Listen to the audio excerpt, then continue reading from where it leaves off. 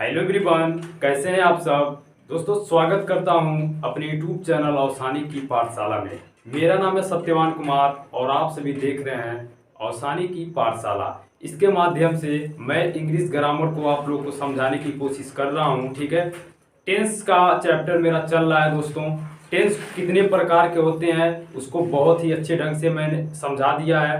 अगर आप लोग टेंस कितने प्रकार के होते हैं यानी कि अगर टेंस के बारे में आप नहीं जानते हैं तो डिस्क्रिप्शन में मैंने लिंक दे दिया है। आप लिंक के माध्यम से मेरे वीडियो को देख सकते हैं या तो आप आई बटन पे क्लिक करके भी मेरे वीडियो को देख सकते हैं। ठीक है, देखिए प्रेजेंट इंडेफिनिट टेंस का वीडियो यानी कि मैं प्रेजेंट इंडेफिनिट टेंस को ऑलरेडी आप लोग को समझा चुका हूं, लेकिन उसमें क्या है कि फार्मूले से ज़्यादा मैंने आप लोग को समझाया था। और इसमें क्या है कि ज़्यादा से ज़्यादा आप लोग को दोस्तों एग्जाम्पल बताऊंगा ताकि आप लोग को लगे अगर ऐसे सेंटेंस मतलब देखते हैं आप तो आपको पता चल जाए कि ये कौन सा टेंस है। टेंस की पहचान आप बड़े आसानी से कर सकें। ठीक है, देखिए सामने कुछ एग्जाम्पल्स को मैंने पहले से लिख रखा है ताकि ज़्यादा वक्त ना लगे लिखने में और कम समय में आप ज़्यादा से ज़्यादा समझ जाएं। ठीक है, तो चलिए मैं आप लोग को बताता हूं कि इस तरह के सेंटेंस कैसे पहचाने जाते हैं, कौन से टेंस है और कैसे इनको हिंदी से इंग्लिश में कैसे ट्रांसलेट किया जाता है। ठीक है, देखिए दोस्तों आप लोग के सामने इस तरह की एग्जाम्पल दिख रहे हैं। ठीक है, देखिए किसी भी टेंस की पहचान कैसे की जाती है। किसी भी टेंस की पहचान उसके वाक्य के सबसे अंतिम वाले भाग से की जाती है। ठीक है, सबसे अंतिम में देखिए क्या आया है, तो सब में देख रहे हैं है आया है, कहीं पे हो भी आया है। समझ में आ रहा है ना, यानी कि अगर है हूं है तीनों में से अगर वाक्य के अंत में आता रहेगा तो ये हम समझ जाएंगे कि ये प्रेजेंट है। ठीक है, और उससे पहले जरा नजर रखिए, ते आ रहा है, ती आ रहा है, ते आ रहा है, ता मतलब कि ये कह लीजिए अगर किसी वाक्य के अंत में ता ते ती के साथ है हूं हे आए दोस्तों तो ये हमारा कहलाता है प्रेजेंट इंडेफिनिट टेंस। ठीक है, ता ते ती के साथ है हूं हे अगर आए तो ये हमारा कहलाता है प्रेजेंट इंडेफिनिट टेंस। ठीक है, अब प्रेजेंट इंडेफिनिट टेंस का कौन सा भाग है, भाग का मतलब ये हो गया इसमें चार तरह के सेंटेंस यूज किए जाते हैं। पहला पॉजिटिव जिसको अफर्मेटिव भी कहते हैं और इसे असर्टिव भी कहीं कहीं पे आप लोगों को देखने को मिल जाता है। दूसरा हमारा होता है निगेटिव, तीसरा इंट्रोगेटिव और चौथा इंट्रोगेटिव निगेटिव होता है। ठीक है, तो मैं चारों तरह के को तो नहीं लिखा हूं, जितना इसमें हो सका है मैंने लिखा है। इसके बाद जब इतना बता दूंगा इसको इरेज करके पुनः आप लोग को समझाऊंगा दोस्तों। ठीक है, देखिए क्या है कि पहले वाले जरा वाक्य पे नजर रखिए, वह घर जाता है। ठीक है दोस्तों, वह घर जाता है यानी कि प्रेजेंट इंडेफिनिट टेंस का ये पॉजिटिव सेंटेंस है। ठीक है दोस्तों, आप लोग देख रहे होंगे फार्मूला सामने यहाँ पे लिखा हुआ है, यानी कि इसी फार्मूले की सहायता से हम बनाएंगे इस टेंस को। यानी कि ये हमारा पॉजिटिव का फार्मूला जो आप लोग को दिख रहा है ये पॉजिटिव का फार्मूला है, यानी कि प्रेजेंट इंडेफिनिट टेंस के पॉजिटिव सेंटेंस का ये फार्मूला हमारा। ठीक है, यानी कि पॉजिटिव को अफर्मेटिव भी कहते हैं। जैसा कि फार्मूले में आप देख पा रहे हैं, फार्मूले में सबसे पहले हमें बोला जा रहा है कि सब्जेक्ट लिखिए। ठीक है दोस्तों, सब्जेक्ट यानी कि इसमें सब्जेक्ट है वह। ठीक है, तो वह की अंग्रेजी सबसे पहले लिखेंगे। देखिए वह घर जाता है तो ये पता चल रहा है कि मेल है कोई। ठीक है, वह घर जाता है तो ये मेल है, तो मेल के लिए ही का प्रयोग करते हैं। ठीक है, तो सबसे पहले हम लिखेंगे यहाँ पे ही हो गया। और जैसा कि फार्मूले में आप देख रहे हैं, नीचे फार्मूला आप देख लीजिए, नीचे फार्मूला आपके आ रहा है। ठीक है, तो इसके बाद सब्जेक्ट के बाद हम लिखते हैं, क्या लिखते हैं, मेन वर्ब लिखते हैं दोस्तों, एमबी। एमबी का मतलब होता है मेन वर्ब, जिसको हिंदी में कहते हैं मुख्य क्रिया। ठीक है, तो देखिए वह जाता है तो जाने का लिखेंगे यहाँ पे गो। ठीक है दोस्तों, और देखिए एक वचन कर्ता के साथ क्रिया में यस या ईएस क्या करते हैं, जोड़ देते हैं, जैसा कि आप फार्मूले में देख रहे हैं। ठीक है, तो इसमें हम क्या जोड़ेंगे, ईएस जोड़ेंगे। ठीक है, यानी कि ही गोज। अब देखिए हमारे फार्मूले में टू ऑब्लिक द दिख रहा है तो आने और जाने के साथ क्या लगता है, टू का प्रयोग करते हैं, इसलिए ही गोज टू। अब देखिए ऑब्जेक्ट में देखिए फार्मूले में जैसा आप देख पा रहे हैं, ओ का मतलब होता है ऑब्जेक्ट। ठीक है, ओ का मतलब होता है ऑब्जेक्ट, ऑब्जेक्ट मतलब कर्म, यानी कि ऑब्जेक्ट में हमारा घर बच रहा है यानी कि हाउस लिख देंगे, ही गोज टू हाउस। ठीक है, ही गोज टू हाउस हो जाएगा दोस्तों। यही हमारा क्या हो जाएगा, वह घर जाता है की अंग्रेजी हो जाएगी। ठीक है, यही हो गया हमारा ही गोज टू हाउस, यही क्या हो गया, इसका अंग्रेजी अनुवाद हो गया। बहुत ही आसान है, बस समझना है आप लोगों को है दोस्तों, समझने की कोशिश करिए, बहुत ही आसान होता है। ठीक है, वे हिंदी पढ़ते हैं। ठीक है, अब दूसरा हमारा जो वाक्य है वे हिंदी पढ़ते हैं, ये वाला वाक्य है। ठीक है, तो चलिए इसको भी बनाते हैं। बिल्कुल इसी फार्मूले से बनाएंगे, जो फार्मूला आपकी स्क्रीन पे आ रहा है इसी फार्मूले से बनाएंगे। ठीक है, क्योंकि जब तक पॉजिटिव हमारा चलेगा तब तक यही फार्मूला लगेगा, जब निगेटिव आएगा तो उसका फार्मूला मैं आप लोगों को खुद बता दूंगा। ठीक है, तो चलिए, वे हिंदी पढ़ते हैं तो इसकी अंग्रेजी बनाएंगे। देखिए, दे माने होता है वे, दे माने क्या होता है वे, और इसके बाद फार्मूले में आप क्या आ रहा है रीड, सॉरी मतलब कि मेन वर्ब आ रहा है, तो मेन वर्ब इसमें है दोस्तों पढ़ना होता है, रीड माने READ, रीड। अब जरा गौर करिए, फार्मूले में तो हमारे एस या एस दिख रहा है, लेकिन ये एक बात ध्यान रखिएगा, एस या एस का प्रयोग सिर्फ एक वचन करता है, यानी कि सिंगुलर सब्जेक्ट के साथ ही करते हैं दोस्तों। ठीक है, अगर प्लूरल सब्जेक्ट होगा यानी कि बहुवचन सब्जेक्ट यानी कि कर्ता होगा, उसके साथ क्रिया में एस या एस नहीं लगाएंगे, बल्कि क्रिया को फर्स्ट फॉर्म में हम लिख देंगे। ठीक है, चलिए, तो ये हो गया दे रीड। अब इसके बाद हिंदी लिख देंगे दोस्तों। ठीक है, दे रीड हिंदी, बस यही हमारा क्या हो गया, इसका वे हिंदी पढ़ते हैं का इंग्लिश में अनुवाद हो गया। ठीक है, चलिए दोस्तों, ये हमारा हो गया पॉजिटिव। अब चलते हैं तीसरे सेंटेंस की तरफ और पढ़ते हैं कि किस तरह का सेंटेंस है ये। ठीक है, देखिए, वह अपने मम्मी के साथ घर नहीं आती है। ठीक है, वह अपने मम्मी के साथ घर नहीं आती है। दोस्तों, इससे पता चल रहा है कि जिसकी भी बात हो रही है वो फीमेल है। ठीक है, या तो लड़की हो सकती है या कोई औरत हो सकती है, जो भी कर लीजिए, लेकिन वो फीमेल है। ठीक है, तो वह के लिए सी का प्रयोग करेंगे हम। ठीक है, ही नहीं लगाएंगे बल्कि सी लगाएंगे। तो दोस्तों, अब देखिए, ये हमारा निगेटिव है। अब निगेटिव का फार्मूला आपकी स्क्रीन पे आ रहा है नीचे, आप देख लीजिए निगेटिव सेंटेंस का फार्मूला क्या होता है, आपके सामने आ रहा है, जैसा कि आप देख पा रहे हैं।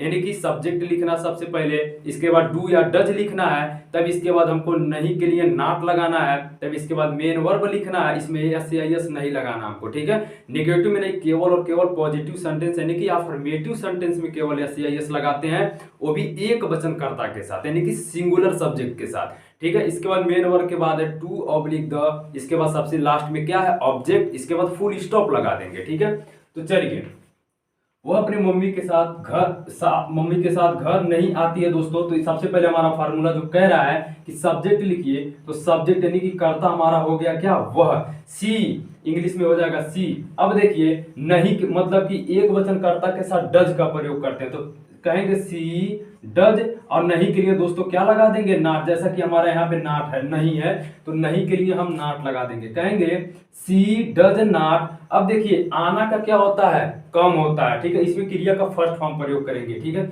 इस सभी में क्रिया का फर्स्ट फॉर्म ये लगता है, कहेंगे सी डज नॉट कम। अब सी ओ एम ई कम हो गया। अब देखिए, कहाँ नहीं आती है, घर नहीं आती है, तो कम टू हाउस लिखेंगे दोस्तों, come to house, HOUSE, come to house. अब जरा देखिए, यानी कि ये तो हमारा हो गया ऑब्जेक्ट तक हो गया, यानी कि अब कहाँ और भी बच रहा, ऑब्जेक्ट में और भी है, मतलब घर मम्मी के साथ, तो कहेंगे she does not come to house with her mother लिखेंगे। विथ मतलब के साथ हो गया WITH, विथ हर मदर हो गया MOTHER, यानी कि विथ हर मदर हो गया। देखिए, ऐसे अर्थ निकालिए। देखिए, विथ हर मदर का मतलब दोस्तों हो गया अपने मम्मी के साथ। ठीक है, घर नहीं आती है, समझ में आ रहा, नहीं कि वह, तो दोस्तों ये हो गया, वह अपने मम्मी के साथ घर नहीं आती है। यही हमारा हो जाएगा क्या, इंग्लिश में अनुवाद हो जाएगा। इस फार्मूले की सहायता से आप बड़े आसानी से बना सकते हैं, और खूब बढ़िया से अगर आप इसको समझ जाएंगे तो फार्मूला आपको अपने आप याद हो जाएगा। ठीक है, चलिए, अब चौथे सेंटेंस की तरफ चलते हैं। तुम इस नदी को पार नहीं करते हो। ठीक है, तुम इस नदी को पार नहीं करते हो, कहा देखिए हम कैसे इसको इंग्लिश में ट्रांसलेशन करते हैं दोस्तों। बिल्कुल यही फार्मूला लगाएंगे, क्योंकि नेगेटिव जब तक चलेगा यही फार्मूला हमारा चलेगा। ठीक है, चलिए, अब तुम की अंग्रेजी दोस्तों होती है यू। ठीक है, तुम की अंग्रेजी क्या होती है, यू होती है, यानी कि तुम इस नदी को पार नहीं करते हो, तो कहेंगे यू। अब देखिए, एक वचनकर्ता के साथ डज लगाते हैं और बहुवचनकर्ता के साथ डू लगाते हैं, तो कहेंगे यू डू। नहीं के लिए नॉट लगाएंगे, जैसा कि आप फार्मूले में देख रहे हैं, नीचे स्क्रीन पे शो हो रहा है फार्मूला। ठीक है, यानी कि यू डू नॉट। अब देखिए दोस्तों, पार करना, पार करना यानी कि हमारा जो इसमें मेन वर्ब है, जो क्रिया है वो है पार करना। तो क्रॉस माने पार करना होता है, ठीक है। तो कहेंगे you do not cross, CROSS, you do not cross. अब देखिए इस नदी को, तो कहेंगे you do not cross this river, इस नदी को कहेंगे दिस, THIS, दिस RIVER हो जाएगा, ठीक है। रिवर का स्पेलिंग हो जाएगा, ठीक है। यानी कि you do not cross this river, यानी कि इस नदी को, ठीक है। यू डू नॉट मतलब आप नहीं करते हैं या तुम नहीं करते हो, क्रॉस मतलब पार, दिस रिवर का मतलब इस नदी को। तो हमारा सही सेंटेंस हो जाएगा तुम इस नदी को पार नहीं करते हो। दोस्तों यही क्या हो जाएगा, इसकी अंग्रेजी अनुवाद हो जाएगी, ठीक है। चलिए अब हमारे पास पांचवा जो एग्जांपल है, आप क्यों हरे पेड़ को काटते हैं, ठीक है। अब देखिए ये हमारा इंट्रोगेटिव सेंटेंस है। अब आपकी स्क्रीन पे इंट्रोगेटिव सेंटेंस का फार्मूला शो हो रहा है, आप इस फार्मूले को ध्यान से देखिए।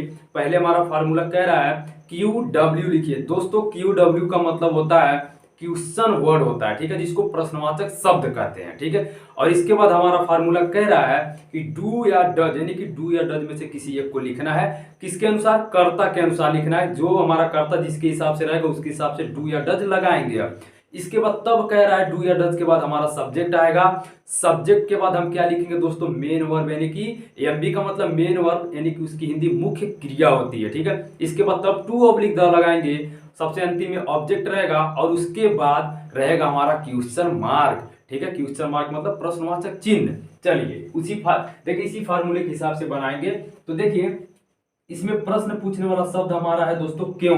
तो क्यों की अंग्रेजी सबसे पहले लिखेंगे वाई, ठीक है। वाई मतलब होता है क्यों। अब इसके बाद आप जो होता है दोस्तों बहुवचन होता है, इसलिए हम क्या लगाएंगे, डू लगाएंगे। Why do. अब आप की अंग्रेजी लिखेंगे, सब्जेक्ट इसमें आप है तो आपकी अंग्रेजी लिखेंगे यू, यानी कि वाई डू यू, ठीक है। Why do you. अब इसके बाद क्या लिखेंगे, मेन वर्ब लिखेंगे। तो मेन वर्ब है दोस्तों काटना। कट मतलब काटना होता है, CUT, कट मतलब काटना, यानी कि why do you cut. Cut मतलब काटना, यानी कि वाई डू यू कट। अब देखिए द ग्रीन ट्री, ऑब्जेक्ट में हमारा बचा हरा पेड़, ग्रीन ट्री, TREE, ठीक है। हरे पेड़ को देखिए दोस्तों कई सारे पेड़ है, इसलिए हरे पेड़ से पता चल रहा है कि हमारा पेड़ जो है बहुवचन में है, इसलिए यस लगा दिए लास्ट में, ठीक है। यानी कि कह रहा है why do you cut the green trees, यानी कि आप क्यों हरे पेड़ को काटते हैं, ये हमारा हो जाएगा इसका इंग्लिश अनुवाद, ठीक है। चलिए अब हमारा छठवां जो एग्जाम्पल है, क्या शिवम अपने मित्रों के साथ क्रिकेट खेलता है। बड़ा तो है लेकिन आप समझ जाएंगे तो बड़े आसानी से उसी इंग्लिश में क्या कर लेंगे, ट्रांसलेट कर लेंगे, ठीक है। तो चलिए दोस्तों ये बात कभी मत भूलिएगा, किसी भी वाक्य में अगर क्या शब्द वाक्य के सबसे पहले आता है तो इसकी अंग्रेजी हम नहीं लिखते हैं, चाहे वो साधारण वाक्य हो या फिर कोई टेंस हो, ठीक है। किसी में भी अगर क्या शब्द वाक्य के सबसे पहले आता है तो उसकी इंग्लिश नहीं लिखी जाती है। अगर यही शब्द क्या, अगर मतलब यही क्या अगर वाक्य के बीच में आए तो इसकी अंग्रेजी सबसे पहले लिखते हैं। सबसे पहले तो सारे प्रश्न पूछने वाले शब्दों को लिखा जाता है, ऐसा नहीं है कि केवल क्या को ही, लेकिन क्या की कंडीशन ये है कि अगर वाक्य के सबसे पहले है तो इसकी अंग्रेजी नहीं लिखेंगे, ठीक है। तो इसकी अंग्रेजी दोस्तों छोड़ देंगे, ठीक है। फार्मूले में QW देख रहे हैं लेकिन इसकी अंग्रेजी नहीं लिखना छोड़ देंगे, इसलिए डू या डज की तरफ चलेंगे आप, ठीक है। डज लगाएंगे इसलिए क्योंकि शिवम एक वचन है, शिवम और महेश दो नाम नहीं रखा गया, ठीक है। तो कहेंगे क्या कहेंगे, यहाँ पे लिखेंगे डज, DOES, डज लिखेंगे। अब दोस्तों हमारा सब्जेक्ट देखिए फार्मूले में सब्जेक्ट है तो सब्जेक्ट लिखेंगे SUB, ओ सॉरी सब्जेक्ट के जगह पे नाम लिखना है, गलती हो गई। शिवम की अंग्रेजी लिखनी है SHIVAM, शिवम, यानी कि डज शिवम। अब देखिए दोस्तों अब हमारा फार्मूला कह रहा है क्या लिखिए, मेन वर्ब लिखिए। मेन वर्ब इसमें खेलता है, यानी कि खेलना इसमें वर्ब हो गया, यानी कि क्रिया हो गई, ठीक है। तो क्या लिखेंगे, हम कहेंगे डज शिवम प्ले, ठीक है, PLAY, प्ले हो गया।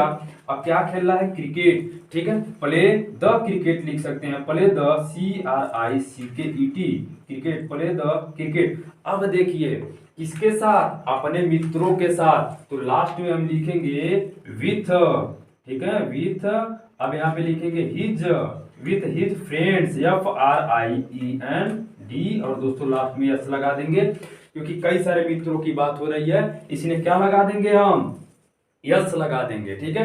यानी कि does Shivam play the cricket with his father. दोस्तों देखिए गलती हमसे हुई है, ऐसा गलती आप मत करिएगा, लेकिन उस गलती को हम बता भी दे रहे हैं। जब किसी में प्रश्नवाचक चिन्ह लगा हो तो इंग्लिश में भी फुल स्टॉप नहीं बल्कि प्रश्नवाचक चिन्ह लगता है। इसी प्रकार यहाँ पे भी हम वो काम करेंगे, ठीक है, नहीं तो ये बहुत बड़ी गलती हो जाती है, ठीक है। दोस्तों इस प्रकार हमारे सारे के सारे हिंदी जो थे इंग्लिश में ट्रांसलेट मैंने कर दिया। अगर आप स्क्रीनशॉट लेना चाहते हैं तो मैं साइड में हट जा रहा हूं, आप ले लीजिए स्क्रीनशॉट और खूब ध्यान से इसको क्या करिए, समझिए और दूसरे को भी समझाइए, ठीक है। दोस्तों इस प्रकार आप चाहें तो जितने एग्जाम्पल आप अगर बताना चाहें तो बड़े आसानी से बता सकते हैं और इंग्लिश में क्या कर सकते हैं, उसको अनुवाद भी कर सकते हैं। मैं बताता हूं कि कहाँ पे इसका कैसे कैसे यूज होता है। दोस्तों अगर आप खूब अच्छे से टेंस को समझ जाएंगे तो आप किसी भी चीज को आप इंग्लिश में क्या है कि अगर इंग्लिश में लिखा रहेगा तो आप अपने मन में उसको हिंदी में करके आप कहीं पे भी बड़े आसानी से उसको इंग्लिश में लिख देंगे, ठीक है। देखिए टेंथ में जो भी लोग पढ़ाई करते हैं, ऐसा नहीं है कि टेंथ में अगर बोर्ड का एग्जाम देने जाना होता है तो सारा पढ़ के ही जाते हैं। बहुत कम ही लोग ऐसा करते हैं कि पढ़ा हुआ चीज बोर्ड के एग्जाम में लिख पाते हैं, ठीक है। आप क्या है कि चीजों को ध्यान से समझिए। अगर एक एक चीज पे ध्यान रहेगा, कौन सा टेंस है, कैसे कैसे क्या होता है, अगर ऐसे किए रहेंगे तो अपने मन में आप उसको अपने मन में हिंदी सोचिए और उसको इंग्लिश में अनुवाद कर करके लिखिए। ऐसे ही लिखा जाता है, ठीक है, और बहुत समझदारी से आप मतलब काम ले पाएंगे, ठीक है। दोस्तों फिलहाल आज के लिए इतना ही, मिलते हैं अगले वाले वीडियो में। दोस्तों देखिए इस 6 एग्जाम्पल तो मैंने बताया, लेकिन ये 6 एग्जाम्पल 600 एग्जाम्पल के बराबर है अगर आप खूब ध्यान से समझे होंगे तब, ठीक है। आप खुद बहुत सारे एग्जाम्पल बना लेंगे। जैसे दोस्तों वह घर जाता है, इसके जगह पे हो सकता है रमेश घर जाता है, तो करना क्या है, ही के जगह बस रमेश कर दीजिए। अमन घर जाता है, ही के जगह अमन कर दीजिए। आप खूब बहुत सारा एग्जाम्पल बना सकते हैं, ठीक है दोस्तों। इसलिए मैं यहीं पे इसको स्टॉप करता हूं और मिलूंगा आपसे अगले वाले वीडियो में। दोस्तों मेरा जो अगला वाला वीडियो है वो है प्रेजेंट कंटिन्यूअस टेंस, ठीक है, यानी कि जिसमें रहा रही के साथ है हूं आएगा। जैसे कुत्ता भौंक रहा है, मैं पढ़ा रहा हूं, आप पढ़ रहे हैं, इस बात को इंग्लिश में कैसे कहनी है ये मैं लेके आऊंगा, ठीक है दोस्तों। कृपया इस वीडियो को कर दीजिए लाइक। देखिए मैं तो मेहनत से वीडियो बना ही रहा हूं, आपको बहुत कुछ नहीं करना है, आपके नीचे सब कुछ आपके मोबाइल में बस लाइक करना है दोस्तों। और अगर मेरे चैनल पे पहली बार हैं तो कृपया करके मेरे चैनल को सब्सक्राइब कर लीजिए। देखिए इसमें बहुत ज़्यादा वक्त नहीं लगेगा, वक्त तो इन सब में लगता है जो मैं करता हूँ, ठीक है। तो दोस्तों मिलते हैं अगले वाले वीडियो में, कृपया अपना प्यार और सपोर्ट हमें दीजिएगा। मिलते हैं, ठीक है, तब तक के लिए धन्यवाद।